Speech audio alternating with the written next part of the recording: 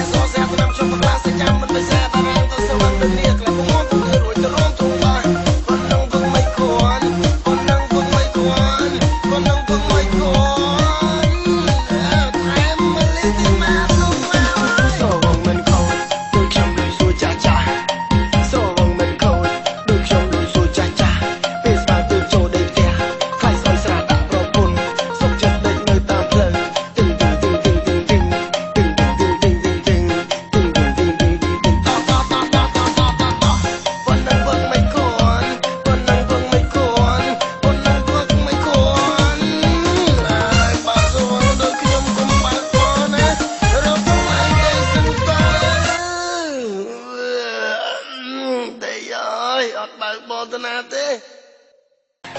ស្រវឹងមិនខូចដូចខ្ញុំលួចសួរចាស់ចាស់ពេលស្មានទើបចូលដីផ្ទះខ្លាចស្អុយស្រាដាក់ប្រពន្ធសុខចិត្តដេកនៅតាមផ្លូវអរគុណបងអរគុណណាស់បង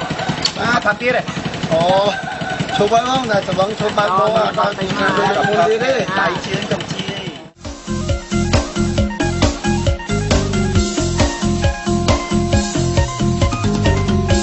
សេឆ្នាំខ្ញុំប្រខ្លាំងសាច់ចាំមិនបិសាបារាំងក៏ស្រវឹងដូចគ្នាក្លាប់ពងមុំពងគេរួចទៅរួមទងបាប៉ុណ្ណឹងវឹងមិនគួរ